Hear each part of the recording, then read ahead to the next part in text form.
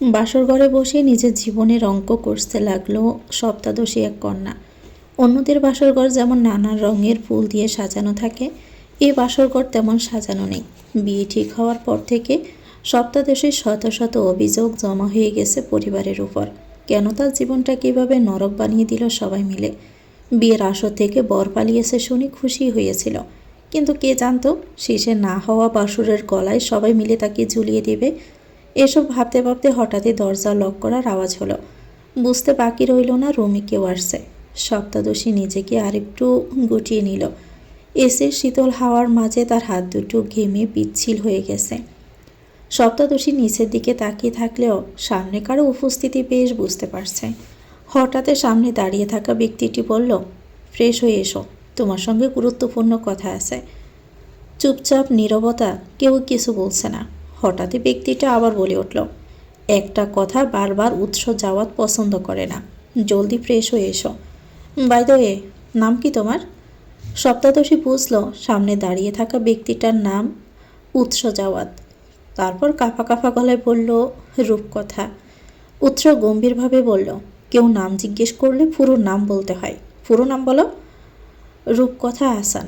যাও, ফ্রেশ হয়ে এসো। রূপকথা বিছানা থেকে নামতে গিয়ে লেহেঙ্গার সঙ্গে পা বেঁধে ধপাস করে টাইলসে পড়ে গেল। তার পড়ে যাওয়াটা উৎস দেখেও দেখল না। উৎস একটা টি শার্ট আর ট্রাউজার নিয়ে অন্য রুমে চলে গেছে। এটা দেখে রূপকথার চোখে পানি জমে গেল। লোকটা তো চাইলেই তাকে উঠতে সাহায্য করতে পারত, কিন্তু সাহায্য করল না। এত পাষাণ মানুষও হয় বুঝি। নিয়তি তাকে কোথায় এনে ফেল। কোমরে আর হাঁটুতে ভীষণ ব্যথা পেয়েছে মেয়েটা। নিজেকে সামলে উঠে লাগেজ থেকে একটা নীল জামদানি শাড়ি সঙ্গে যাবতীয় সব কিছু নিয়ে ওয়াশরুমে চলে গেল।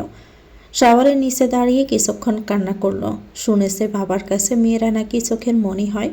তাহলে রূপকথা কেন বাবার গলার কাটা হলো? তার বাবা শরীফ আহসান বিদ্যা মায়ের খুশিটা দেখল, কিন্তু ছোট্ট মেয়ের খুশিটা কেন দেখতে চাইল না? কেন দেখল না? এসব প্রশ্নের উত্তর খুঁজতে খুঁজতে রূপকথা কান্নায় ভেঙে পড়ল। শাওয়ার নিয়ে পেটিকোট আর ব্লাউজ পরল, হেয়ার ড্রায়ার দিয়ে চুলগুলো শুকিয়ে নিল। ওয়াশরুমে তাকে রাখা ছিল হেয়ার ড্রায়ার। ওয়াশরুমে পড়লে শাড়িটা টাইলসের পানি দিয়ে ভিজে যেত। তাই ওয়াশরুমে দরজা খুলে দেখে নিল রুমে কেউ আছে কিনা। দেখলো না, কেউ নেই। কেউ নেই দেখে রূপকথা শাড়িটা হাতে নিয়ে বেরিয়ে আসলো।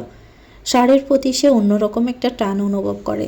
ছোট থেকে শাড়ি পরতে ভালোবাসে, নিজে নিজে খুব ভালো শাড়ি পরতে পারে। জটপট করে শাড়িটা পরে নিল। বুকের ওপর থাকা এলোমেলো আঁচলটা হাতে নিয়ে যেই না ঠিক করতে যাবে অমনি পিছনে চোখ যেতে চমকে উঠল। দেখলো উৎস হাতে কফি নিয়ে বারান্দার দরজায় হেলান দিয়ে তার দিকে তাকিয়ে আছে। রূপকথা ভাবতে লাগলো, রুমে কবে আসলো এ লোক? মান সম্মানটা ধুলোয় মিশে গেছে। রূপকথার আবার লজ্জায় কান্না চলে আসলো। তার সঙ্গে কেন এসব হয়? উৎস রুমে এসে রূপকথার সামনে দাঁড়িয়ে বলল, বিছানায় বসো, আমি আসছি। বিছানায় কেন বসতে বলল, এটাই ভাবছিল রূপকথা।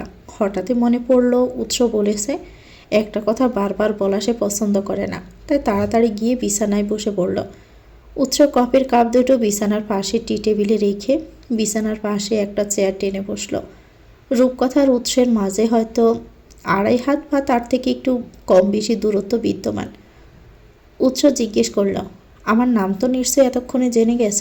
সম্পর্কে তোমার বাসর হওয়ার কথা ছিল, কিন্তু পরিস্থিতির চাপে পড়ে বর হয়ে গেলাম। আমি শিওর তুমি আমার সম্পর্কে কিছুই জানো না। এবার আমি আমার সম্পর্কে বলবো আর তুমি শুনবে। এরপর উৎস থেমে আবার বলল, তুমি শুনলে হয়তো অবাক হবে, আমি আগেও একটা বিয়ে করেছিলাম। এ কথা শুনে রূপকথার দম আটকে আসলো। শেষে কিনা তার বাবা তাকে একটা ডিভোর্স হওয়া ছেলের সঙ্গে বিয়ে দিয়ে দিল। উৎস বলতে লাগলো, আমার আগের ওয়াইফের নাম ছিল ইসমা জাহান। তার সঙ্গে আমার কোনো প্রেম ভালোবাসার সম্পর্ক ছিল না। 6 মাসের একটা নাটকীয় সংসার ছিল আমাদের। আমাদের কখনো প্রেমালাপ হয়নি, কখনো একে অপরকে ছুঁয়ে দেখাও হয়নি। ইসমা ওর পরিবারের চাপে পড়ে আমাকে বিয়ে করেছিল।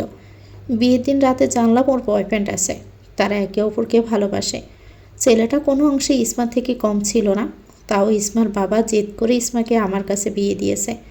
মাঝখানে বলির ফাটা হলাম আমি। এরপর 6 মাস কোনোভাবে কাটিয়ে ওকে ডিভোর্স দিয়ে ওর বয়ফ্রেন্ডের হাতে তুলে দিলাম। আগে থেকে আমার বিয়ে শাদী করার কোনো ইচ্ছে ছিল না। শেষে মা অনেক ইমোশনাল ব্ল্যাকমেল করে বিয়েতে রাজি করায়। ইসমাকে বিয়ে করলাম ঠিকই, কিন্তু সংসার করতে পারিনি। রিজিকে ছিল না। এরপর বিয়ে শাদী থেকে আরও মন উঠে গেল। জীবনটাকে কাজের মধ্যে সীমাবদ্ধ করলাম। আগেও তেমন একটা মিশুক স্বভাবের ছিলাম না। ওই ঘটনার পর থেকে পরিবারকে আরও সময় দেওয়া কমিয়ে দিলাম, কারণ পরিবারের জন্যই আমার জীবনে এত কিছু হয়েছিল। বিয়ে শাদী আর জীবনে করব এটাও ভাবিনি, কিন্তু নিয়তির লিখন খণ্ডাতে কে পারে? যা হওয়ার সেটাই হলো। আমার কুলাঙ্গার ভাইয়ের জন্য সব কিছু এলোমেলো হয়ে গেল। তোমার মতো পিচ্ছি একটা মেয়ের জীবন ধ্বংসের হাত থেকে বাঁচাতে আমাকেই কাজে লাগানো হলো। মাঝখান দিয়ে আমার আর তোমার বয়সের পার্থক্যটা কেউ দেখলো না। রূপকথার খুব জানতে ইচ্ছে করছে উৎসের বয়স সম্পর্কে, তাই কৌতূহল দমাতে না পেরে প্রশ্ন করে বসল, বয়স কত আপনার? অনুমান করো কত হতে পারে? 25-26 হবে। আমার বয়স এত কম হলে যার সঙ্গে তোমার বিয়ে ঠিক হয়েছিল তার বয়স কত? কি জানি, বুঝতে পারছি না, আপনি বলে দিন। আমাকে দেখে কিভাবে তোমার 25-26 বছর বয়সী তরুণ মনে হলো আমি জানি না, তবে আমার বয়স এতটাও কম না। আমি যখন ইসমাকে বিয়ে করি তখন আমার বয়স ছিল 27 বছর। আমাদের বিয়ের আর ডিভোর্সের আজকে 9 বছর হতে চলল। এবার হিসাব করো তো আমার বয়স কত হতে পারে? উৎসর বয়স হিসেব করে রূপকথার চোখ ছানা বড়া হয়ে গেল। মুখ ফুটে বলেই দিল, কি আপনার বয়স 34 বছর? বোঝাই তো যায় না। কে বলেছে বোঝা যায় না? তুমি পিচ্ছি বলে বুঝতে পারো নি। না সত্যি, মাথা ছুঁয়ে বলছি। আচ্ছা বুঝেছি। শোনো, আমি খুব ভালো মানিয়ে নিতে জানি। যে কোনো কিছু খুব সহজেই সমাধান করতে আমার ভালো লাগে। এই সম্পর্ক নিয়ে তুমি যা চাইবে তাই হবে। তোমার কোনো কিছুতে আমি কোনো প্রকার বাধা দিব না। এই বিশ্বাসটা তুমি আমার উপর রাখতে পারো। এবার তোমার সম্পর্কে বলো। আমি তো কিছুই জানি না তোমার সম্পর্কে, এমনকি তোমার নামটা পর্যন্ত একটু আগে জানলাম। রূপকথা দীর্ঘশ্বাস ফেলে বলতে আরম্ভ করল, আমার নাম রূপকথা হাসান। বাসা ঢাকা গুলশান একে, নিজেদের ফ্ল্যাটে থাকি। বাবা সাউথ পয়েন্ট স্কুল অ্যান্ড কলেজের প্রিন্সিপাল। আমি ওই কলেজ ইন্টার ফার্স্ট ইয়ারের স্টুডেন্ট। আমার মা একজন গৃহিণী। আমার একটা বড় ভাই আছে, অনার্স সেকেন্ড ইয়ারে পড়ে। বাসায় আমরা 5 জন থাকি, মানে থাকতাম আর কি। আমি, ভাইয়া, মা, বাবা, দাদি। রূপকথা একটানা কথাগুলো বলে একটু থামল, তারপর মন খারাপ করে বলল, জানেন আমাদের পরিবারটা খুব সুন্দর ছিল। তারপর হঠাৎ দাদির ক্যান্সার ধরা পড়ল। এরপর থেকে আমাদের সব এলোমেলো হয়ে গেছে। সবাই আমাকে বিয়ে দেওয়ার জন্য, আমার জীবন ধ্বংস করার জন্য উঠে পড়ে লাগলো। তারা অবশ্য সফলও হয়েছে, তারা পেরেছে। ভাইয়ার মা প্রথমে বিয়েতে অমত করলেও পরে তারাও বাবার কথায় রাজি হয়ে যায়। এরপর আর কি, সব কিছু তো দেখছিনি। কথা শেষ করে রূপকথা কান্না করে দিল। তার সুন্দর জীবনটাকে কিভাবে নষ্ট হয়ে গেল। রূপকথার বলা প্রতিটা বাক্য উৎস খুব মনোযোগ দিয়েই শুনল। মেয়েটার প্রতি খানিক মায়া হলো তার। এত ছোট একটা মেয়েকে কিভাবে বিয়ে দিল। তার থেকে বড় কথা, সে অবাক হচ্ছে এটা ভেবে যে সে বাল্য বিবাহ করেছে। শেষে কিনা নিজের হাঁটুর বয়সে একটা মেয়েকে বিয়ে করতে হলো। উৎস বলল, তুমি কি চাও সেটা বলো। আগেই বলেছি, এখানে তোমার ইচ্ছাকে সর্বপ্রথম প্রাধান্য দেওয়া হবে। আমাদের মধ্যে এখনও এমন কিছুই হয়নি যে ডিভোর্স সম্ভব হবে না। চাইলেই আমরা আলাদা হতে পারি। তাই যা সিদ্ধান্ত নিবে ভেবে চিনতে নাও। রূপকথার চোখের পানি মুছে নাক টেনে বলল, আমি ওই বাসায় আর কখনোই যেতে চাই না। আপাতত এই বাসায় থাকতে চাই। আপনি আমাকে এখানে কোনো কলেজে এনে ভর্তি করিয়ে দিন। আমি আর ওই কলেজেও পড়তে চাই না। যদি আপনাদের বাসার সবাই অনুমতি দেয় তবে আমি পড়ালেখা করতে চাই, নিজের পায়ে দাঁড়াতে চাই। বিশ্বাস করুন, আমি পড়ালেখায় খুব ভালো। আমার রেজাল্ট দেখলেই আপনি বুঝতে পারবেন। উৎস জিজ্ঞেস করলো, ভেবে বলছো তো? পরে আবার বলো না আমি তোমাকে জোর করেছি বা বাধ্য করেছি। না না, বলবো না, কারণ এখানে বাধ্য করার কিছু নেই। আচ্ছা, আমি তোমাকে সময় দিলাম। যতদিন ইচ্ছে তুমি সময় নাও, নিজেকে বোঝার চেষ্টা করো, মনকে স্থির করো। মনে রেখো, তোমার যে কোনো সিদ্ধান্তে আমি উৎস যাওয়াত সম্মান করব। রূপকথা উৎসকে যত দেখছে ততই অবাক হচ্ছে। এই মানুষটা এত কথা বলতে পারে? মুখ দেখে বোঝার জো নেই। কি সুন্দর গুছিয়ে কথাগুলো বলল। অথচ ওনাকে প্রথম দেখাতে রূপকথা কতই না অহংকারী ভেবেছিল। তার এই 1 চামচ বেশি বোঝার স্বভাবটা আর গেল না। উৎস বলল, শুয়ে পড়ো, রাত 3টে বাজতে চলল। আপনি ঘুমাবেন না? ঘুমাবো, তুমি ঘুমাও। কিছু খেয়েছিলে? প্রশ্নটা শুনে রূপকথার খিদে লেগে গেছে। সে সকালে একটু খেয়েছিল। দুপুরে খাওয়ার টাইমে বর ফালিয়েছে শুনে খুশিতে দুপুরে আর খায়নি। রাতে তার রুমে কেউ খাবার আনেনি, তাই রাতেও খাবার জোটেনি। মুখ ছোট করে উত্তর দিল, না। কিছু বানিয়ে খেতে পারবে? উৎসর এমন কথা শুনে রূপকথা অবাক হলো। তারপরেও নিজেকে স্বাভাবিক করে বলল, থাক, এত রাতে আবার কিছু বানিয়ে খেতে পারবো না, তার থেকে ভালো ঘুমিয়ে পড়ি, অনেক রাত হয়েছে। উৎস বুঝলো না মেয়েটা খাবার গরম করতে বলাতে রাগ করলো কিনা। সে তো জানে না রান্না করা কোথায় কি আছে, তাই তো সে রূপকথাকে বলল। পরক্ষণেই নিজের উপর রাগ উঠল। এত বছর এই বাসাতে থেকেও কিচেনে কোথায় কি আছে সেটা জানে না, আর রূপকথা কালকে এসে এসব কিভাবে জানবে? রূপকথার কথা না বাড়িয়ে একপাশে ফিরে শুয়ে পড়ল। উৎস কিচেনে গিয়ে ফ্রিজ খুললো কোনো খাবার আছে কিনা দেখতে। ভাগ্য ভালো, ফ্রিজে ভাত, মাছ, মাংস, ডাল, ডিম সব কিছু আছে। উৎস সব কিছু বের করে ওভেনে দিয়ে গরম করে নিল। 30 মিনিটের মাথায় খাবার নিয়ে রুমে এসে দেখে রূপকথা ঘুমিয়ে পড়েছে।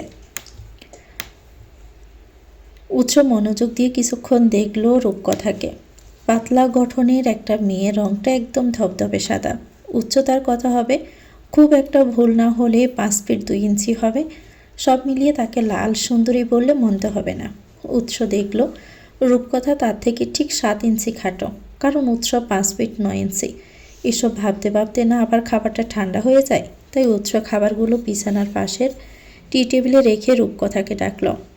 রূপকথা, রূপকথা উঠো, তোমার জন্য খাবার এনেছি। রূপকথা। এবার রূপকথা একটু নড়ে চড়ে শোয়া থেকে উঠে বসল। খাবার এনেছি, খেয়ে নাও। এত রাতে আবার কষ্ট করতে গেলেন কেন? খাবার ফ্রিজে রাখা ছিল, আমি শুধু ওভেনে দিয়ে গরম করে এনেছি। ও আচ্ছা। কথা শেষ করে রূপকথা ওয়াশরুমে গিয়ে ফ্রেশ হয়ে আসলো। মুখ মুছে টাওয়ালটা খাটে ছুঁড়ে মারল। উৎস সেটা নিয়ে বারান্দায় মেলে দিল। বিছানায় এভাবে টাওয়াল ছুঁড়ে মারায় উৎস বিরক্ত হলো, কারণ তার অগোছালো কাজ একদমই পছন্দ না। উৎস বারান্দা থেকে এসে দেখে রূপকথা খাওয়া শুরু করেছে।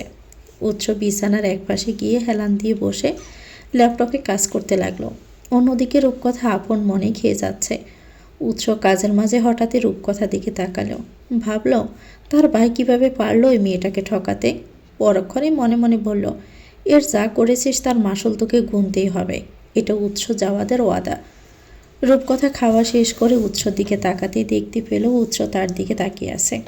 উৎসকে এভাবে তাকিয়ে থাকতে দেখে রূপকথা প্রথমেই ভেবেছে মুখে খাবার লেগে আছে, কিন্তু পরে দেখে না, সব তো ঠিকই আছে। তাহলে এভাবে তাকিয়ে আছে কেন? এসব সাতপাস আর না ভেবে রূপকথা আগের মতো অন্যদিকে মুখ করে আবার শুয়ে পড়ল। উৎস এতক্ষণে আর ঘুমালো না। কিছুক্ষণ পর আজানের শব্দ শুনে উৎস বিছানা থেকে নেমে ওয়াশরুমে চলে যায়। অজু করে এসে মসজিদে চলে গেল। নামাজ শেষ করে এসে দেখে রূপকথা একদম গুটিসুটি মেরে ঘুমিয়ে আছে। দেখে বোঝা যাচ্ছে ঠান্ডা লাগছে, যা দেখে উৎস এসি পাওয়ারটা একটু কমিয়ে দিল। এরপর জগিংয়ে যাওয়ার জন্য তৈরি হয়ে নিল। জগিংয়ে যাওয়ার আগে একবার রূপকথাকে দেখে গেল। রূপকথা তখনও বেঘরে ঘুমাচ্ছে। তার বেবি হেয়ারগুলো চোখ মুখের উপর এসে হানা দিচ্ছে। রূপকথার চুলগুলো বেশি লম্বা না, কোমর থেকে অনেকটাই উপরে, তবে চুলগুলো অনেক বেশি সুন্দর এবং সিল্কি। উৎস আর দাঁড়িয়ে সময় নষ্ট করলো না, বেরিয়ে পড়ল জগিংয়ের উদ্দেশ্যে। অন্যদিকে রূপকথার দাদির অবস্থা তেমন ভালো না। গতকাল নাচ জামাই পালিয়েছে শুনে বিদ্যা অনেক বেশি হাইপার হয়ে গিয়েছিল। এরপর প্রেশার হাই হয়ে যা তা অবস্থা। সারা রাত বাসার একটা মানুষও ঘুমাতে পারেনি। সবাই বসে বসে পাহারা দিয়েছে। তাকে এখন হাসপাতালে নেওয়াও যাবে না, তাই বাসায় ডাক্তার আনা হয়েছে। ডাক্তার এসে সব দেখে ওষুধ দিয়ে গেলেন। সকাল হতে একটু সুস্থ বোধ করছে। আগামী মাসে তাকে ইন্ডিয়া নিয়ে যাওয়া হবে চিকিৎসার জন্য, তবে তিনি যেতে নারাজ। তার একটাই কথা, তার হায়াত পুরিয়ে এসেছে। শুধু শুধু তাকে আর কষ্ট না দেওয়ার অনুরোধ জানিয়েছেন একমাত্র ছেলের সন্তান রূপকথার বাবা শরীফ আহসানের কাছে। তারপরও সবার জোরাজোরিতে শেষে তিনি একটা শর্ত দিয়ে রাজি হয়েছেন ইন্ডিয়া যেতে। শরীফ আহসানের আর কোনো ভাই বোন নেই। তিনি বাবা মায়ের একমাত্র সন্তান। শরীফ আহসানের ছোট সংসার, একমাত্র ছেলে এবং একমাত্র মেয়ে, মা বউকে নিয়ে তার একান্ত ভুবন। মাকে তিনি ভীষণ ভালোবাসেন। মায়ের কথা তিনি কিছুতেই ফেলতে পারেন না, যেমন এবারও পারলেন না। অসুস্থ মায়ের মুখের দিকে তাকিয়ে নিজের হৃৎপিণ্ডটাকে অন্যর হাতে তুলে দিল। এর থেকে বড় কষ্ট এই মুহূর্তে দাঁড়িয়ে তার জন্য আর কি হতে পারে। সকাল 9:30 উৎস বাসায় আসলো। এসে দেখে এখনও বাসার কেউ ওঠেনি। কিচেনে সার্ভেন্ট 3 জন কাজ করছে, আর বাহিরে বাগানের মালি গাছের নিচে মাটিতে বেড়ে ওঠা ঘাসগুলো পরিষ্কার করছে। উৎস বাসায় ঢুকে প্রথমে নিজের রুমে গেল। এরপর ফ্রেশ হয়ে মা বাবার রুমে গেল। তারা দুজন কিছু একটা নিয়ে কথা বলছিল। উৎস দরজায় টোকা দিয়ে তাদের নজর তার দিকে ঘোরালো। দুজনেই বেশ চমকালো, কারণ সচরাচর উৎস কখনোই তাদের রুমে আসে না। আজকে হঠাৎ আসলো। উৎসের বাবা ফারুক জাওয়াদ ছেলেকে দেখে বললেন, ওখানে দাঁড়িয়ে কেন? ভিতরে আস উৎস। এখনও বাহিরে আসলেন না দেখে ডাকতে এলাম। এই একটু পর যাচ্ছিলাম। আচ্ছা। উৎস যখন চলে আসবে তখন তার মা আয়েশা বেগম তাকে পেছন থেকে ডাকল, উৎস, রূপকথা কি উঠেছে? উৎস পিছনে ফিরেই উত্তর দিল, না, এখনও ঘুমাচ্ছে। আয়শা বলল, ওকে ডেকে তোলো, আজকে এই বাড়িতে ওর প্রথম দিন, সবার সঙ্গে বসে একসাথে নাস্তা করুক, পরিচিত হোক। উৎস কিছু না বলে চলে গেল। উৎস যেতে ফারুক স্ত্রীকে বললেন, আয়শা, আমরা কি কিছু ভুল করলাম? না, আমরা কোনো ভুল করিনি। দেখবেন সব ঠিক হয়ে যাবে। আল্লাহর উপর ভরসা রাখুন। এবার আপনার ছোট কুলাঙ্গারটাকে খুঁজে বের করার ব্যবস্থা করুন। ফারুক সাহেব ক্ষিপ্ত হয়ে বলল, ছোট কুলাঙ্গার না বলে শুধু কুলাঙ্গার বলো, কারণ আমার ঘরে কুলাঙ্গার আছে ওই একটাই। আয়শা বেগম আর কিছুই বলল না। রুম থেকে বের হয়ে সার্ভেন্টদের বললেন টেবিল সাজাতে। সেই হিসেবে সার্ভেন্টরাও খুব সুন্দর করে টেবিলটা সাজাতে শুরু করলো। উৎস রুমে এসে দেখে রূপকথা এখনও ঘুমের দেশে। উৎসর মাথার পাশে দাঁড়িয়ে ডাকতে আরম্ভ করলো, রূপকথা, রূপকথা উঠো, এই মেয়ে উঠো। এভাবে কয়েকবার ডাকার পরেও রূপকথা উঠছে না দেখে উৎস বিরক্ত হয়ে বলল, এই মেয়ে, কানে কম শোনো নাকি? উঠতে বলছি না, উঠো। উৎসর এমন ডাকে রূপকথা ভয় পেয়ে তড়ি করে উঠতে গিয়ে কোমরে টান খেল। ব্যথায় কোমরে হাত দিয়ে ওহ করে চিৎকার করে ওঠে। উৎস জিজ্ঞেস করলো, কি হয়েছে? কি হয়েছে জিজ্ঞেস করেছি? আপনি কি অন্ধ? মানে, কালকেই তো আপনার সামনে পড়ে ব্যথা পেলাম, এখন আবার জিজ্ঞেস করছেন কি হয়েছে? ও, ফ্রেশ হয়ে নাস্তা করে মেডিসিন নাও, ব্যথা সেরে যাবে। রূপকথা কিছু না বলে ওভাবেই বসে রইল। উৎস ওর দিকে তাকিয়ে আছে। এলোমেলো চুল, এলোমেলো শাড়ি, মুখে তেলে চিকচিকে ভাব, সব মিলিয়ে রূপকথাকে দেখতে একটা পাগলের মতো লাগছে। উৎস বলল, তোমাকে মা নাস্তা করতে ডেকেছে। উঠছি তো। উৎস আর কিছু না বলেই নিচে চলে যায়। রূপকথা উঠে সবুজ রঙের একটা শাড়ি নিয়ে ওয়াশরুমে চলে গেল। দেরি হয়ে যাচ্ছে ভেবে শাওয়ার নিয়ে চুল না শুকিয়ে বেরিয়ে আসলো। রুমের দরজা ভালো করে লক করে শাড়িটা পরে নিল। এরপর ভিজে চুলগুলো মাঝখানে সিথি করে ছেড়ে দিল। শেষে শাড়ির আঁচলটা টেনে ডান কাঁধের উপর এনে নিচে চলে যায়। জাওয়াত কুঞ্জের ডাইনিং টেবিলে আয়েশা বেগম, ফারুক সাহেব, উৎস তিনজনই বসে আছে। সবাই মূলত রূপকথার জন্য অপেক্ষা করছে। উৎস মোবাইলে কিছু দেখছে আর ফারুক সাহেব খবরের কাগজ পড়ছেন। আয়েশা বেগম আজকে কী রান্না হবে এসব নিয়ে কথা বলছিলেন সার্ভেন্টদের সঙ্গে। হঠাৎই রূপকথাকে সিঁড়ি দিয়ে নামতে দেখে উৎস চমকাল। দেখল মেয়েটা আজকেও শাড়ি পরেছে। উৎস বুঝল না, কোমরে ব্যথায় দাঁড়াতে পারছে না যখন, তখন শাড়ি পরা দরকারটা কি? তার মধ্যে আবার দেখা যাচ্ছে চুলগুলো ভেজা। উৎস মনে মনে ভাবল, এই মেয়ের মাথায় নির্ঘাত সমস্যা আছে, না হয় আমাকে এভাবে লজ্জায় ফেলার কোনো মানে হয়? রূপকথা ডাইনিং টেবিলের কাছে এসে সবাইকে গুড মর্নিং জানালো। রূপকথার কণ্ঠ শুনে আয়েশা বেগম এবং ফারুক সাহেব দুজনেই তার দিকে তাকালো। তারাও হাসি মুখে গুড মর্নিং বলে রূপকথাকে উৎসের পাশের চেয়ারে বসতে বলল। আয়েশা বেগম জিজ্ঞেস করল, কোমরে হাত কেন বৌমা? কি হয়েছে কোমরে? বৌমা ডাকটা শুনে রূপকথা লজ্জা পেল। বৌমা ডাকা কি দরকার? তার তো একটা নাম আছে নাকি? রূপকথা আপাতত সেই সব চিন্তা সাইডে রেখে আয়েশা বেগমের কথার উত্তর দিল, কোমরে একটু ব্যথা পেয়েছি। আয়েশা বেগম চিন্তিত হয়ে জিজ্ঞেস করলো, ওমা, কিভাবে ব্যথা পেয়েছ? কি হয়েছে? ওই তো কাল রাতে। এটুকুতেই ফারেক সাহেব রূপকথাকে থামিয়ে দিয়ে বলল, আচ্ছা ঠিক আছে বৌমা, আমরা বুঝতে পেরেছি, এখন নাস্তা করে মেডিসিন নাও, আশা করছি ব্যথা সেরে যাবে। ফারুক সাহেব আয়েশা বেগমকে চোখের ইশারায় কিছু বোঝালেন। যে ইশারা বুঝে আয়েশা বেগম স্বস্তির হাসি হাসলেন। ফারুক জাওয়াদও হাসছেন। সঙ্গে কিচেনে থাকা সার্ভেন্ট তিনজনও হাসছে।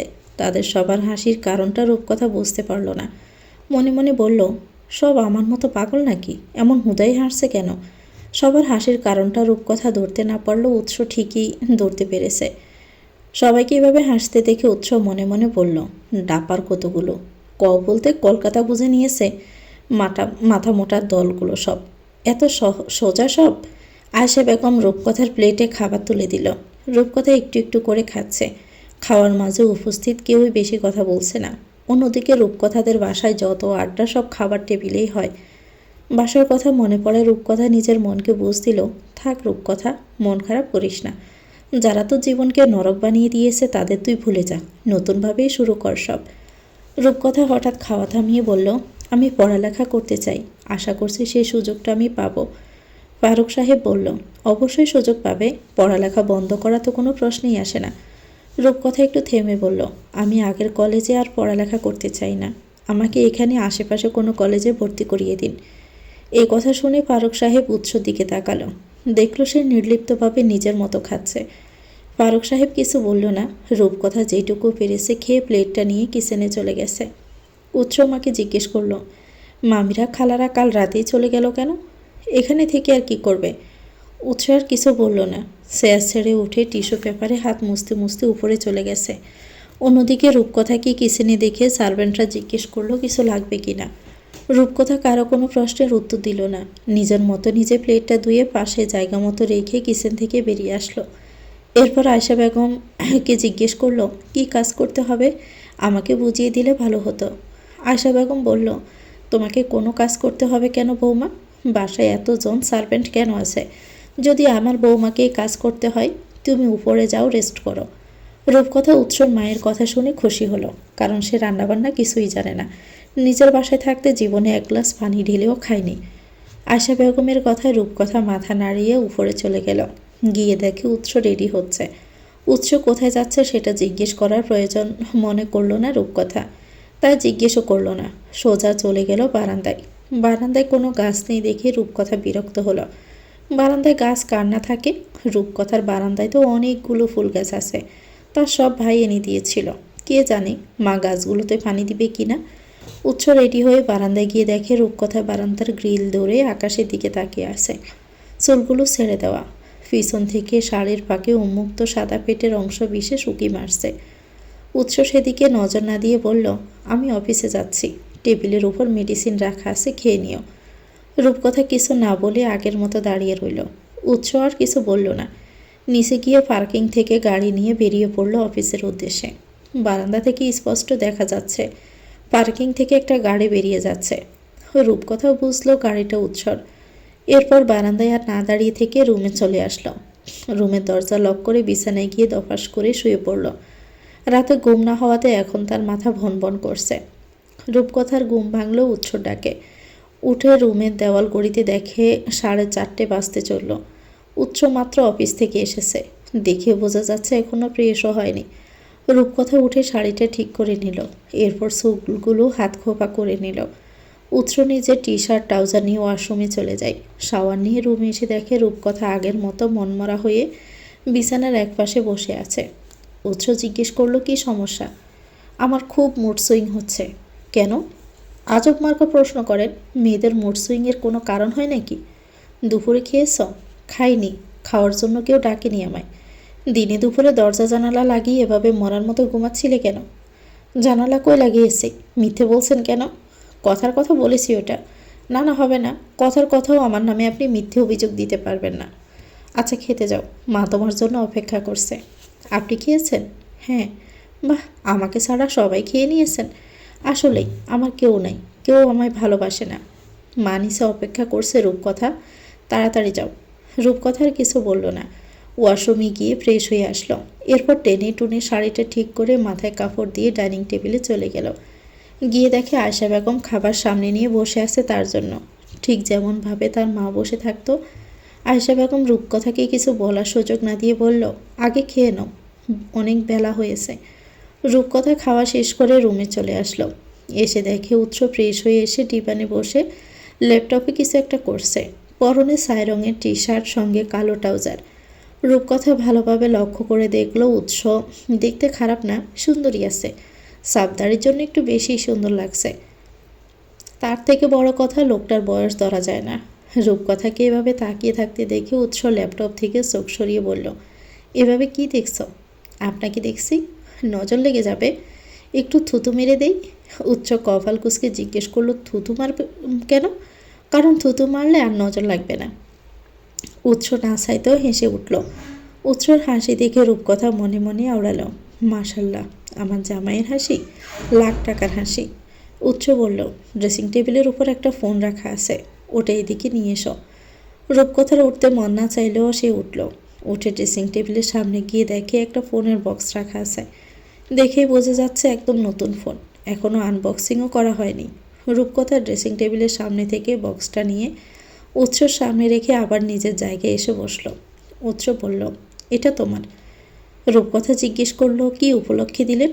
প্রথমত তোমার ফোন নেই তাই দিচ্ছি, আর দ্বিতীয়ত বিয়ের দিন রাতে বাসর রাতে বউকে কিছু দিতে হয় তাই দিলাম, খুলে দেখো।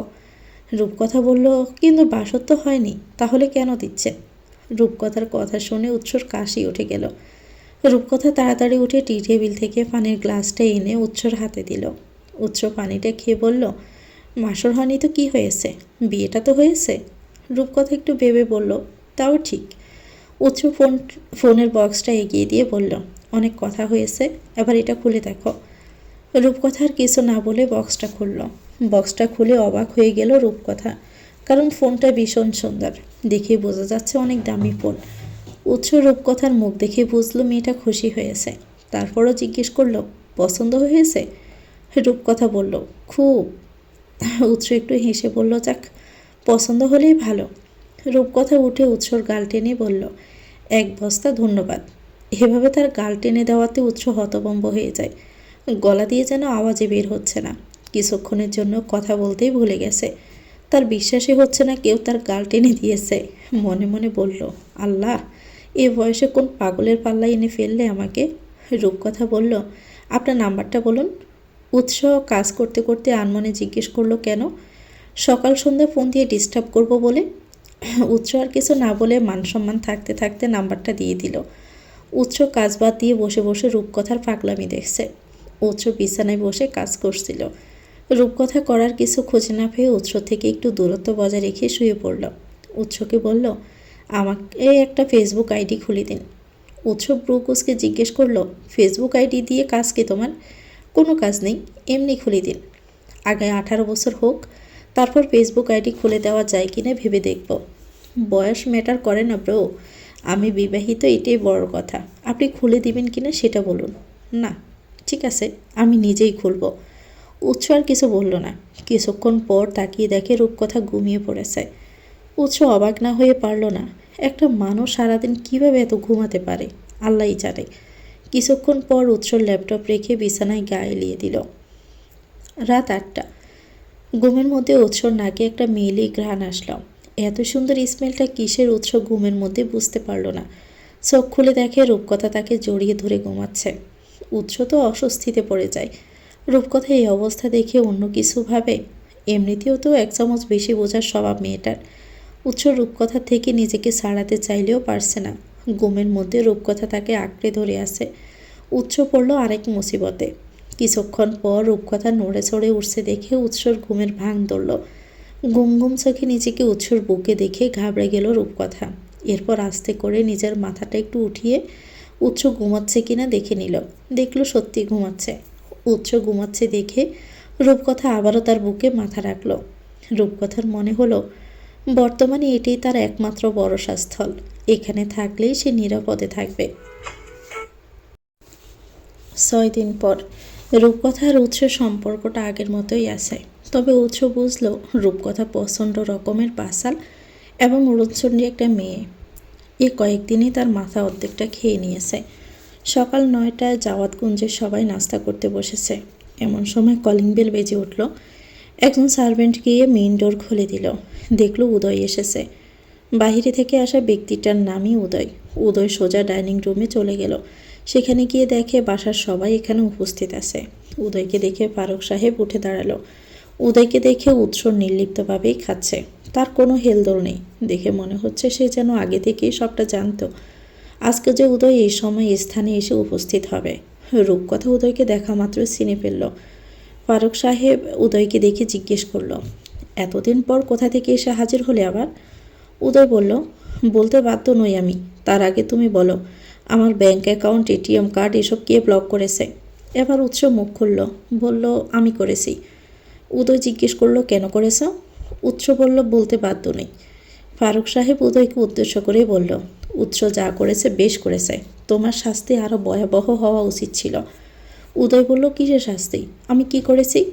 ফারুক সাহেব তেতে উঠে বলল, একটা মেয়েকে বড়া বিয়ের আসরে রেখে কাপুরুষের মতো কেন পালিয়েছ? আবার জিজ্ঞেস করছো কি করেছ? উদয় বলল, আমি রেখে চলে এসেছি, তাতে কি এমন হয়েছে? তোমার গুণধর বড় ছেলে উৎস যাওয়ার তো ছিলই। সে তো ঠিকই মেয়েটাকে বিয়ে করে সবার চোখে হিরো সেজেছে। এতে করে কারো কোনো ক্ষতি হয়েছে বলে তো আমার মনে হচ্ছে না। এইসব দেখে রূপকথা নাস্তা না করে উঠে নিজের রুমে চলে গেল। রূপকথা যেতে উৎস উঠে উদয়ের সামনে গিয়ে দাঁড়ালো। উদয় এবারে ছোট ছেলে, উৎস জাওয়াদের বিগড়ে যাওয়া একমাত্র ছোট ভাই এবং ফারুক জাওয়াদের ছোট সন্তান। উৎস উদয়ের গালে সজোরে একটা থাপ্পড় বসিয়ে দিল।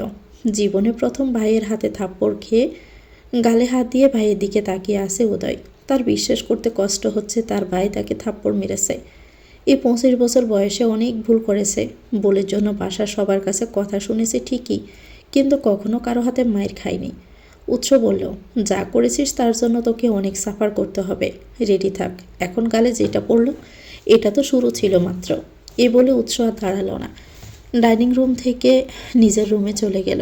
রুমে গিয়ে দেখে রূপকথা বারান্দার গ্রিল ধরে আকাশের দিকে তাকিয়ে আছে। উৎস রূপকথার পাশে গিয়ে দাঁড়ালো, তারপর জিজ্ঞেস করলো, কি হয়েছে? মন খারাপ? না। তাহলে? আচ্ছা, আপনার ভাই আমাকে বিয়ে না করার কারণ কি? হয়তো তোমার বয়স কম তাই। তাহলে আপনি কেন বিয়ে করলেন?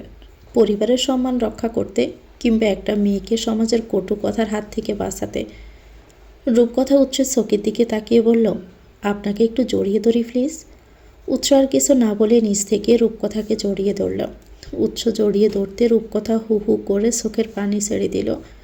অনেকক্ষণ কান্না করার পরে রূপকথার চোখ দিয়ে পানি পড়ার সঙ্গে সঙ্গে নাক দিয়েও পানি পড়ছে, আর সেই পানি ঠাই হচ্ছে উৎসের হোয়াইট টি শার্টের বুকের অংশে। রূপকথা নাক টানতে টানতে বলল, দেখছেন আমার বাসার সবাই কত স্বার্থপর। আজকে এতগুলো দিন হয়ে গেছে, অথচ আমার একটা খোঁজ পর্যন্ত কেউ নিল না।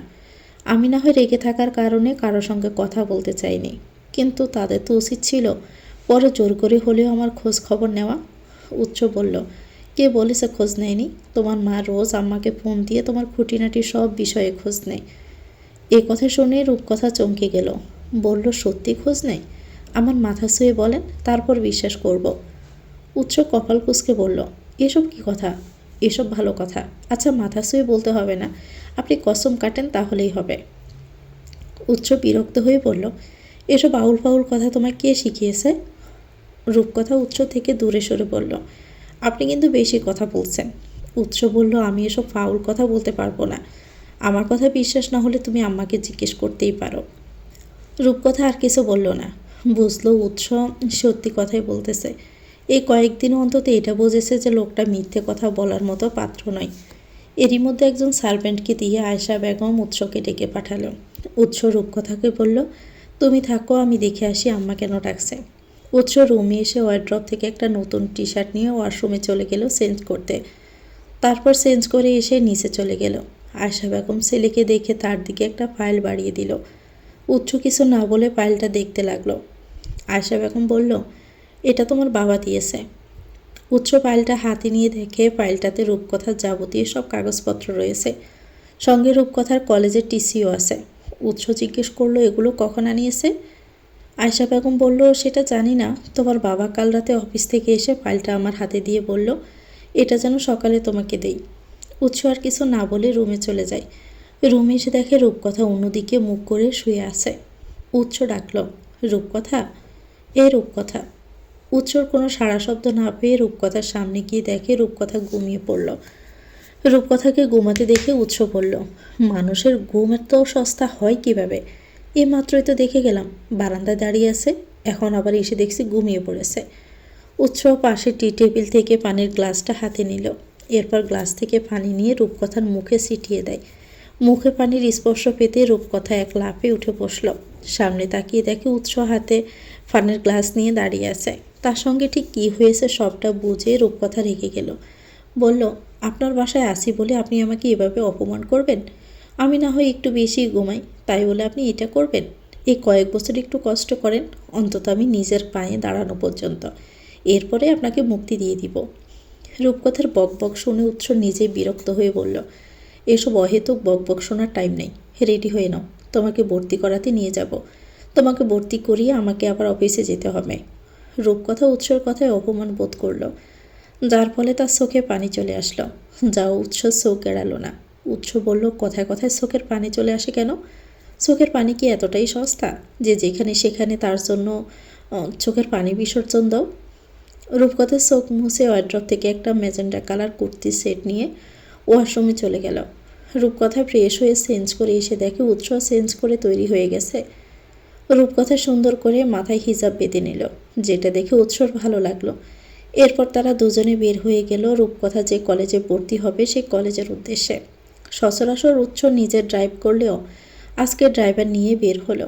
উৎস আর রূপকথা একসঙ্গে পিছনের সিটে বসলেও দুজন দুই কর্নারে বসে বাহিরের দিকে তাকিয়ে আছে। ভর্তি কার্যক্রম শেষ করে উৎস রূপকথাকে নিয়ে প্রিন্সিপালের রুমে গেল। উৎস দরজা নক করতে প্রিন্সিপাল হাসি মুখে দাঁড়িয়ে বলল, আরে স্যার, ওখানে দাঁড়িয়ে আছেন কেন? আসুন, ভিতরে আসুন। উৎস রূপকথাকে নিয়ে ভিতরে গেল। প্রিন্সিপাল উৎসের সঙ্গে হাত মিলিয়ে তাকে বসতে বলল। উৎস একটা চেয়ার টেনে রূপকথাকে বসতে বলে নিজেও বসল। প্রিন্সিপাল জিজ্ঞেস করলো, আপনার বাবা কাল রাতে বলেছিলেন কোনো একটা দরকারে আপনি আজকে আসবেন। বলুন কিভাবে সাহায্য করতে পারি। তার আগে বলুন কি খাবেন, চা না কফি? উৎস বলল, আপনাদের কলেজে একজনকে ভর্তি করাতে নিয়ে এসেছি। প্রিন্সিপাল রূপকথার দিকে তাকিয়ে বলল, তাকে তো ঠিক চিনতে পারলাম না, কে হয় আপনার? উৎস প্রিন্সিপালকে কি উত্তর দিবে সেটা শোনার জন্য রূপকথা অধীর আগ্রহে তার দিকে তাকালো। উৎস রূপকথার দিকে তাকিয়ে বলল, আমার ওয়াইফ। উৎসর উত্তর শুনে প্রিন্সিপালের চোখ জোড়া আপনা আপনি ফাঁক হয়ে গেল। নিজেকে স্বাভাবিক করে বলল, কংগ্রেচুলেশন স্যার, দাম্পত্য জীবন সুখের হোক। উৎস বলল, থ্যাংক ইউ। এরপর উৎস আরও কিছুক্ষণ প্রিন্সিপালের সঙ্গে কথা বলে রূপকথাকে নিয়ে বাহিরে বের হয়ে আসলো। উৎসর আর বের হতে প্রিন্সিপাল বলল, এই বয়সে এসে শেষে কিনা নিজের মেয়ের বয়সে একটা বাচ্চা মেয়েকে বিয়ে করেছে। মানুষ আসাতে এসব বড়লোক বিজনেসম্যানরা ভালোই জানে। প্রিন্সিপালের রুম থেকে বের হয়ে হাঁটতে হাঁটতে রূপকথা উৎসকে বলল, আমি ভেবেছিলাম আপনি আমাকে আপনার কাজিন হিসাবে পরিচয় দিবেন। উৎস বলল, নাটক সিনেমা দেখতে দেখতে ওসবেই ঢুকে গেছো তুমি। এবার এসব বাদ দিয়ে আবার পড়ালেখায় মনোযোগ দাও। রূপকথা বলল, আমার বই নেই, কীভাবে পড়ালেখায় মন দিব? উৎস বলল, আমি অফিস থেকে আসার আগেই তোমার বই খাতা কলম এসে হাজির হয়ে যাবে। রূপকথা বলল, আপনি সবসময় এমন গম্ভীর হয়ে থাকেন কেন? প্রিন্সিপালের রুমে আপনাকে দেখে মনে হচ্ছিল কারোর সঙ্গে ঝগড়া করে রুমে ঢুকেছেন। উৎস বলল, গম্ভীর থাকতে আমার ভালো লাগে। রূপকথা খোঁচা মেরে বলল, আপনি পেশা তো তাই। উৎস আর কিছু বলল না, কারণ সে বুঝে গেছে সে না থামলে রূপকথার জীবনেও থামবে না, সারাদিন এভাবে খোঁচাখুচি চালিয়ে যাবে। এরপর দুজনে গাড়িতে উঠে বসল। উৎস রূপকথাকে বাসায় নামিয়ে দিয়ে নিজে অফিসে চলে যায়। রূপকথা বাসায় ঢুকতেই দেখে তার বাবা মা এসেছে। তাদের দেখে রূপকথার পা থেমে যায়। মন চাইল এক দৌড়ে গিয়ে তাদের জড়িয়ে ধরতে, কিন্তু সে এমন কিছুই করল না। নিজেকে স্বাভাবিক রেখে বলল, কেন এসেছো এখানে? শরীফা হাসান মেয়ের দিকে তাকিয়ে এসে তাকে জড়িয়ে ধরতে চাইল, কিন্তু রূপকথা পিছিয়ে গেল। বলল, ডোন্ট টাচ মি। রূপকথার মা পারভিন মেয়ের মাথায় হাত দিয়ে বলল, এমন করছিস কেন মা? রূপকথা মাথা থেকে মায়ের হাতটা সরিয়ে দিয়ে বলল, কেমন করছি? পারভিন বলল, তোকে কয়েকদিনের জন্য নিয়ে যেতে এসেছি আমরা। রূপকথা বলল, সরি, আমি যেতে চাই না, তোমরা চলে যাও।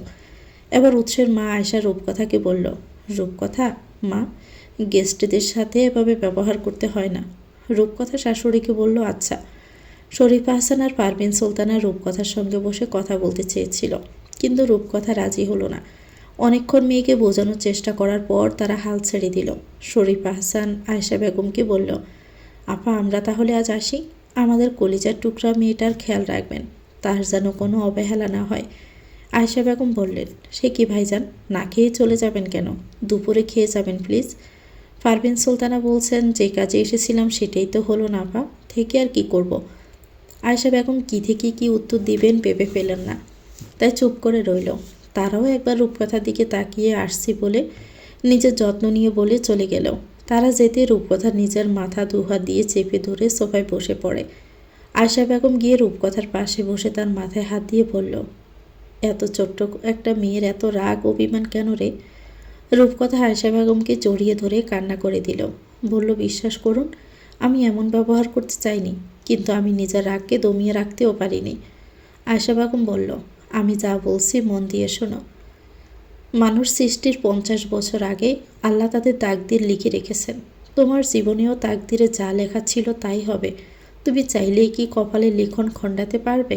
প্রথম দিন আমি ভেবেছিলাম বিয়েটা যেভাবেই হোক, তারপরও তোমাদের মধ্যে হয়তো সব কিছু ঠিক আছে। কিন্তু কয়েকদিনে বুঝেছি না, তোমাদের মধ্যে কিচ্ছু ঠিক নেই। তুমি মেনে নিতে পারছো না, নাকি আমার ছেলে মেনে নিতে পারছে না সেসব আমার জানা নেই।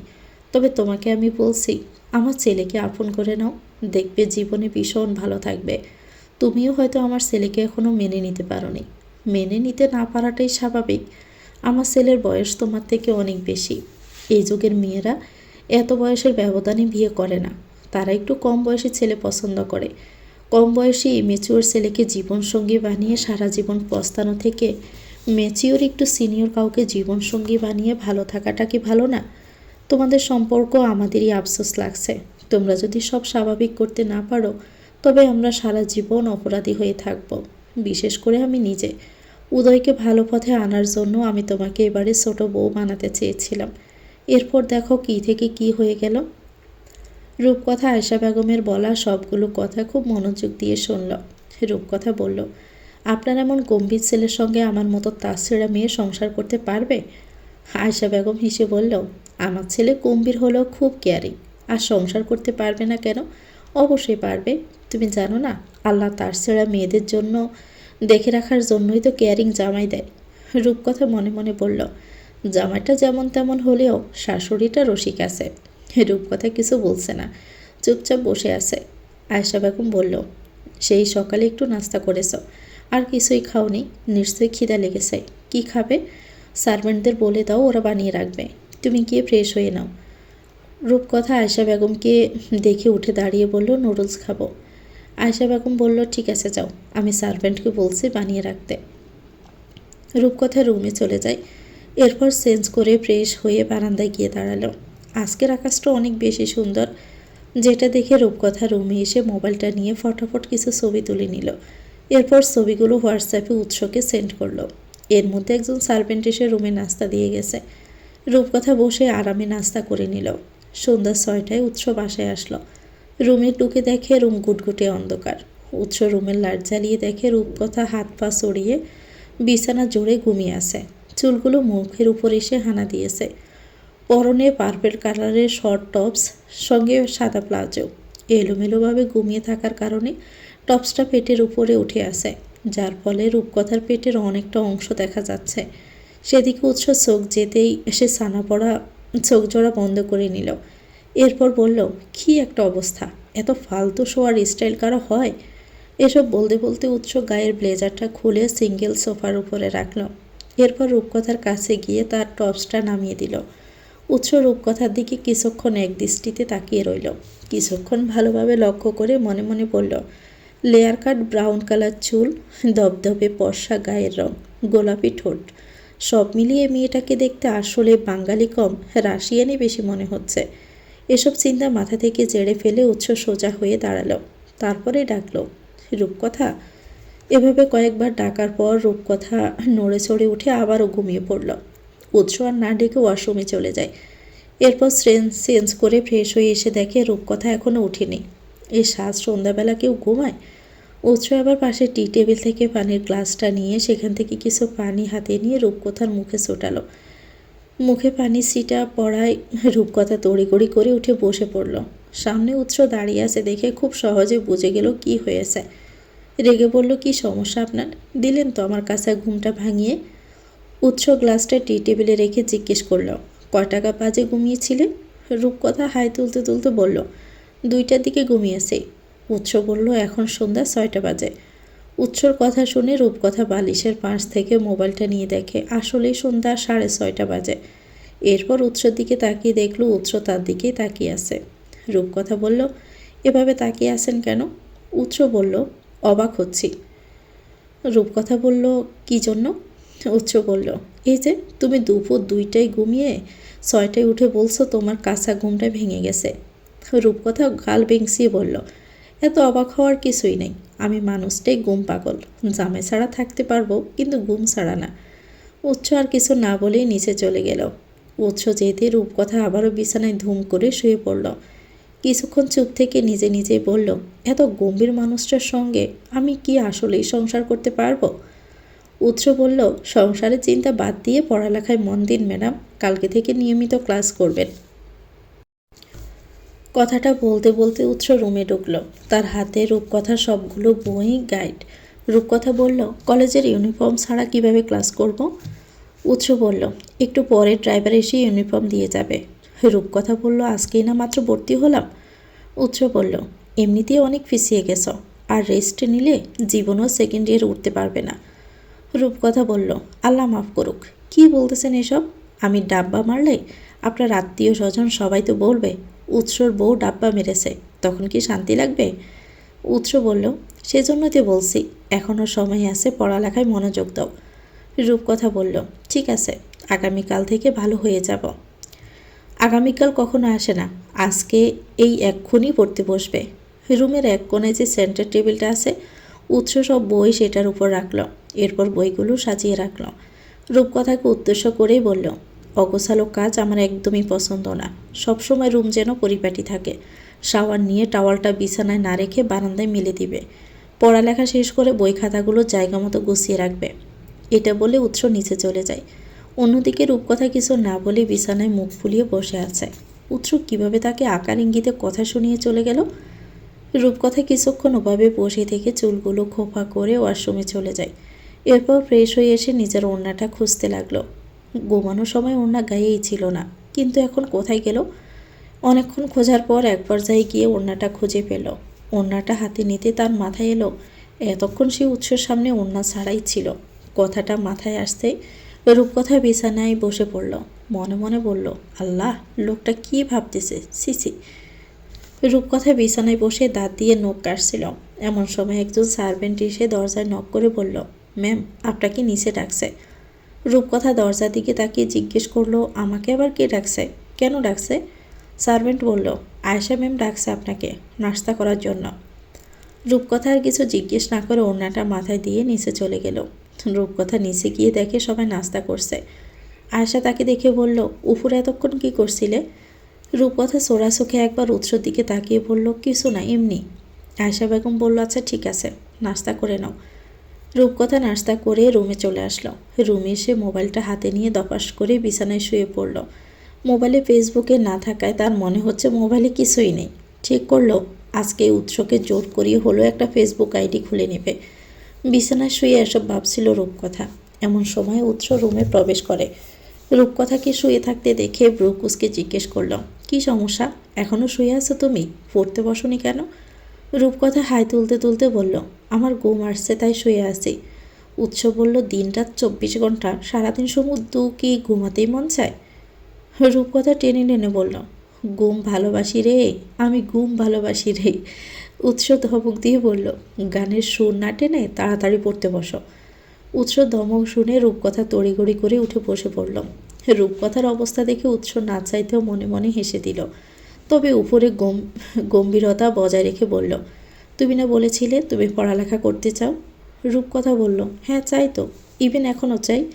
উৎস বলল, ও আচ্ছা, তাহলে এটা নমুনা। রূপকথা বলল, আমার পড়ালেখা করে নিজের পায়ে দাঁড়াতে মন চায়, তবে পরীক্ষার আগের দিন ছাড়া পড়তে বসতে মন চায় না। উৎস আবারও ধমক দিয়ে বলল, লাস্টবার বলছি, নাটক না করে পড়তে বসো। উৎস ধমক শুনে রূপকথা বলল, কথায় কথায় শুধু ধমক দেন, অভিশাপ দিলাম, আপনার সারা দিন জীবন কাটবে শুধু আমাকে নাটক কম করো ফিও এই কথাটা বলতে বলতে। উৎস বলল, তোমার ফোনটা দাও। রূপকথা বলল, কেন? উৎস বলল, দরকার আছে। রূপকথা বলল, কি দরকার? আচ্ছা শোনেন, আমাকে একটা ফেসবুক আইডি খুলে দেন না প্লিজ। উৎস বলল, আচ্ছা দিচ্ছি, মোবাইলটা তো আগে দাও। রূপকথা খুশি মনে উৎসকে মোবাইলটা দিয়ে দিল। মোবাইলটা নিয়ে উৎস নিজের প্যান্টের পকেটে রেখে দিল। বলল, রাত 10টার পর মোবাইল পাবে, এবার পড়তে বসো, আর কোনো কথা আমি শুনতে চাই না। শেষের কথাগুলো উৎস দাঁতে দাঁত চেপে বলায় ভয় পেয়ে গেল রূপকথা। তাড়াতাড়ি করে পড়ার টেবিলে গিয়ে বসল। এরপর পৌরনীতি বইটা হাতে নিয়ে একটা পেজ উল্টিয়ে পড়া শুরু করলো। উৎস বলল, ইংরেজি বই নাও। রূপকথা বলল, আমি ইংরেজি অনেক পারি, পৌরনীতি তেমন পারি না, তাই পৌরনীতি নিয়ে বসলাম। উৎস বলল, এত সুন্দর চাপা মারা কার থেকে শিখেছো? হ্যাঁ? রূপকথা বলল, চাপা মারতে পারাটাও একটা প্রতিভা, যেটা সবার মধ্যে থাকে না। উৎস বলল, কাল থেকে বিকেল 5টায় তোমার প্রাইভেট টিচার আসবে, যিনি তোমাকে আইসিটি আর ইংরেজি পড়াবেন। মনে রেখো, যাকে টিচার হিসাবে ঠিক করেছি তিনি কিন্তু অনেক কঠোর। পড়া না পারলে বা বেয়াদবি করলে কিন্তু তিনি তোমাকে কান ধরিয়ে রুমের বাইরে দাঁড় করিয়ে রাখবেন। তাই বলবো, মান সম্মানের কথা চিন্তা করে হলেও ঠিকমতো পড়ালেখাটা করো। রূপকথা বলল, এভাবে শাস্তি না দিলেও পারতেন জাওয়াদ সাহেব। শাস্তিটা অন্তরে গিয়ে একদম ডিরেক্ট কষ্ট হয়ে লাগলো। উৎস বলল, তুমি এত পাকনা পাকনা কথা কিভাবে বলো? হ্যাঁ, প্লিজ এবার একটু চুপ করো, দয়া করে একটু পড়তে বসো। রূপকথা বলল, আপনার কথা শুনে মনে পড়ে গেল আমার দাদির কথা। তিনি কি বলতে জানেন? উৎস বলল, না, তুমি না বললে আমি কিভাবে জানবো? রূপকথা বলল, আমার পাকামি দেখে দাদি বলতো, অল্প বয়সে পাকিলে বাল, দুঃখ থাকিবে চিরকাল। উৎস বলল, ছি, এসব কী ধরনের কথা? রূপকথা বলল, আহা, নাটক। বাল শব্দটা কি খারাপ নাকি? এটা হলো একটা হিন্দি শব্দ, যেটার বাংলা হলো চুল আর ইংরেজি হলো হেয়ার। উৎস বলল, মাপ চাই, তোমার পড়ালেখা লাগবে না, প্লিজ তুমি এখন ঘুমাও। কথাটা বলেই শুনে রূপকথা পড়ার টেবিল থেকে উঠে বিছানায় গিয়ে দফাস করে শুয়ে পড়ল। বলল, আহ, শান্তি। উচ্চ চুপচাপ কিছুক্ষণ রূপকথার দিকে তাকিয়ে রইল, এরপর নীরবে রুম থেকে বেরিয়ে গেল। উচ্চ চলে গেছে বুঝতে পেরে রূপকথার শোয়া থেকে উঠল। কিছুক্ষণ চারপাশে মোবাইলটা খুঁজে দেখল, কিন্তু না, কোথাও পেল না। এরপর আবারও শুয়ে পড়ল।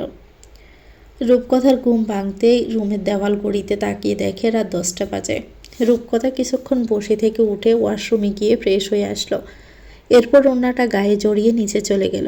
গিয়ে দেখে ফারুক সাহেব বসে টিভিতে খবর দেখছে, আর আয়েশা বেগম ফোনে কারোর সঙ্গে কথা বলছে।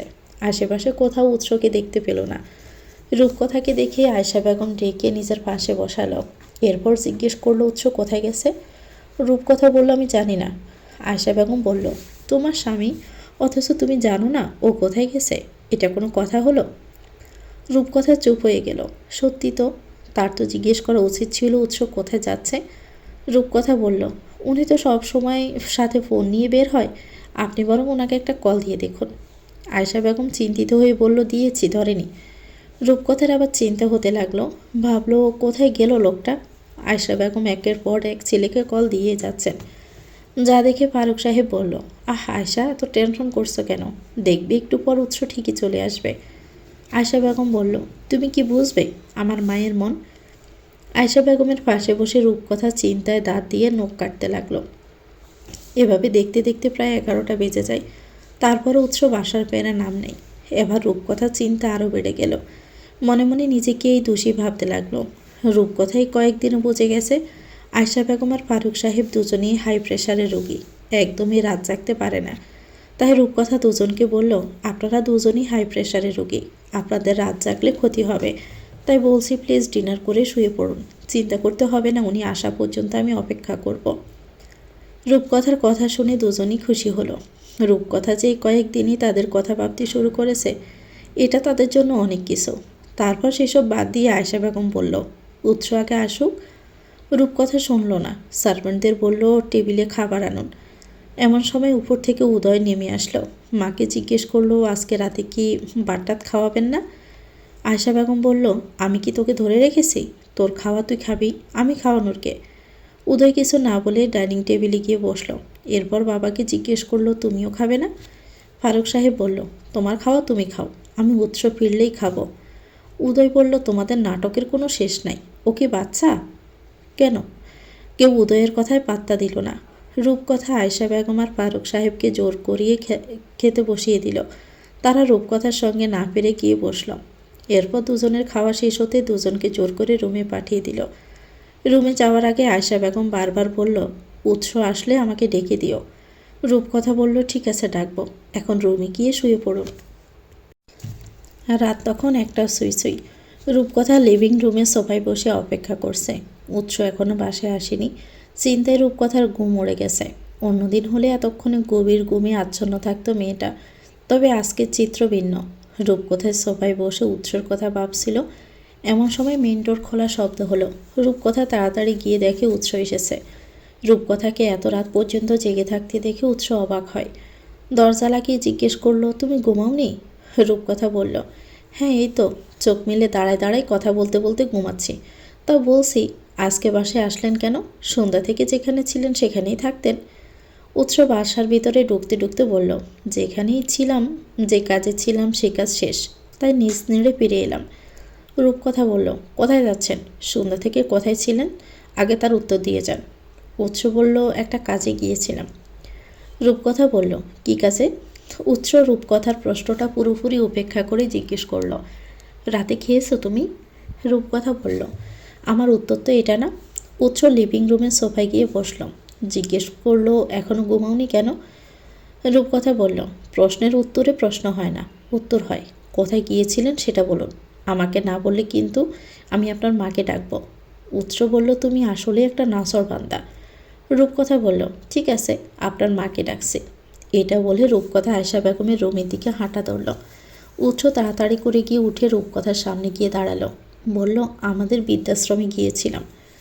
রূপকথা জানতো না উৎসদের যে বৃদ্ধাশ্রমও আছে। রূপকথা জিজ্ঞেস করলো, হঠাৎ এত রাতে? উৎস বলল, বৃদ্ধাশ্রমের যিনি দেখাশোনা করেন তার ওয়াইফ ওয়াশরুমে পড়ে মাথা ফাটিয়ে ফেলেছিল, ওনাকে হাসপাতালে নিয়ে গিয়েছিলাম। রূপকথা বলল, কথাটা ফোন করে বলে দেওয়া যেত না? আপনার মা কতবার কল দিয়েছে, কেন ধরেননি? উৎস বলল, ফোনটা সাইলেন্টে ছিল, আর ফোন আমার কাছে ছিল না। রূপকথা জিজ্ঞেস করলো, ফোন কার কাছে ছিল? নার্সের কাছে ছিল। রূপকথা অবাক হয়ে জিজ্ঞেস করলো, মানে কি? আপনার ফোন নার্সের কাছে কেন ছিল? উৎস বলল, যার মাথা ফেটে গিয়েছিল তার রক্তের প্রয়োজন ছিল।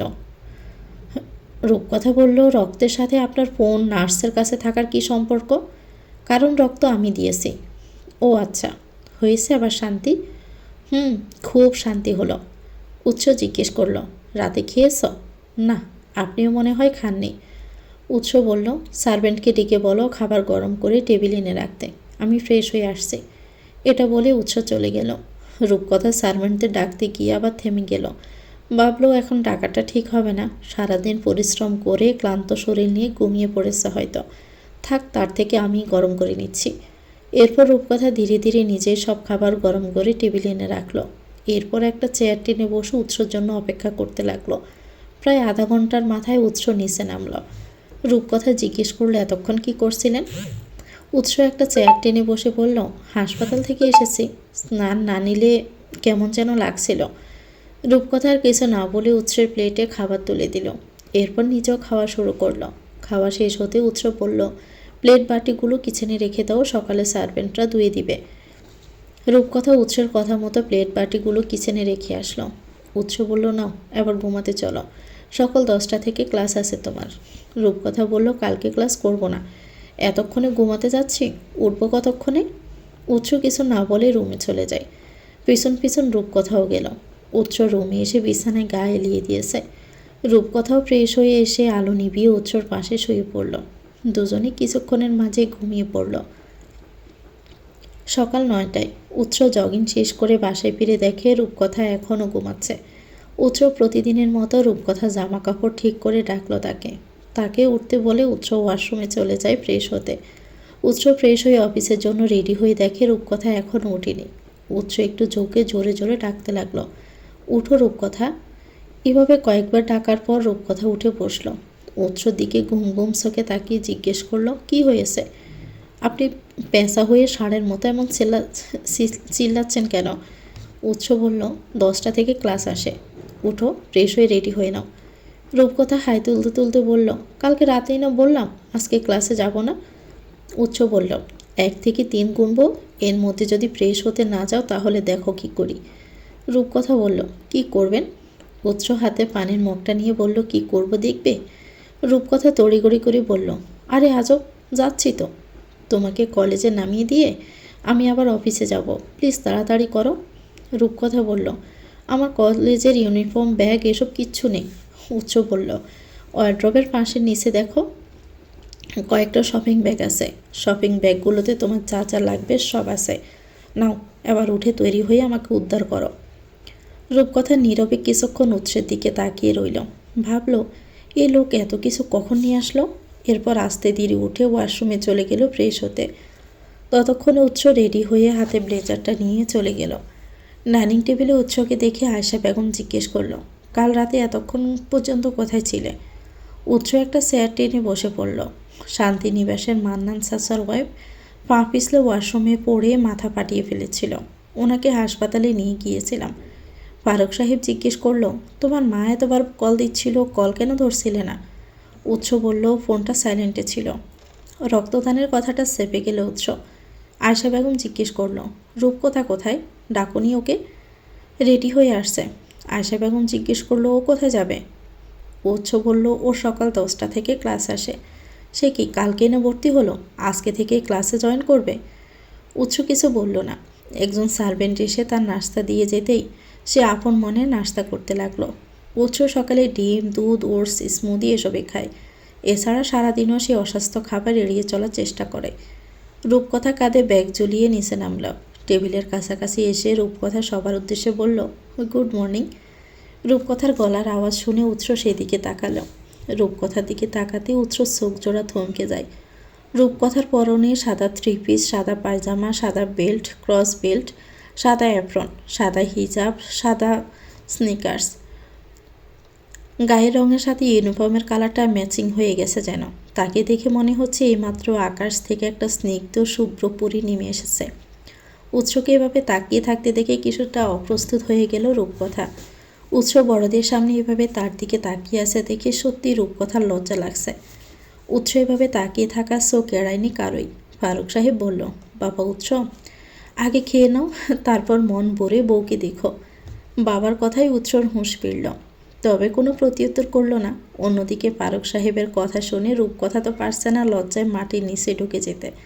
আয়শা বেগম অনেক কষ্টে হাসি আটকিয়ে রূপকথাকে বলল, হয়েছে, আর লজ্জা পেতে হবে না, এবার খাওয়া শুরু করো।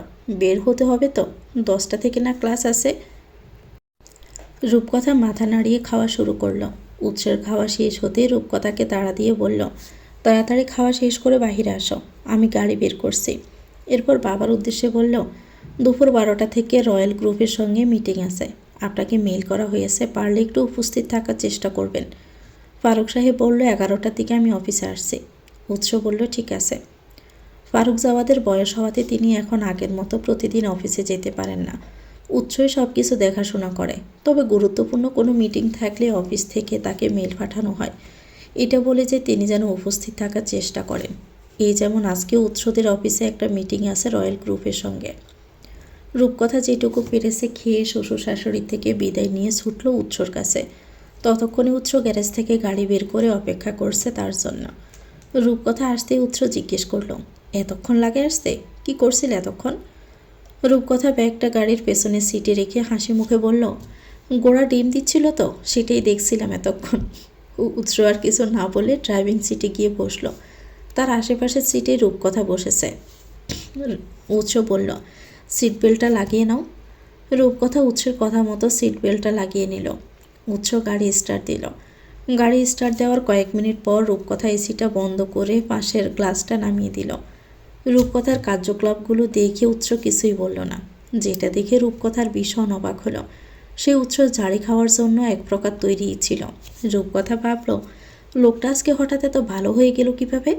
উৎস রূপকথাকে খোঁচা দিয়ে বলল, দেখো আবার ক্লাসের মাঝে ঘুমিয়ে পড়ো না যেন। রূপকথা বলল, এমনভাবে বলছেন যেন আমি সারাদিন যেখানে সেখানে ঘুমিয়ে পড়ি। উৎস আর কিছুই বলল না, সে জানে এই মেয়ের সঙ্গে কথাই পারা যাবে না।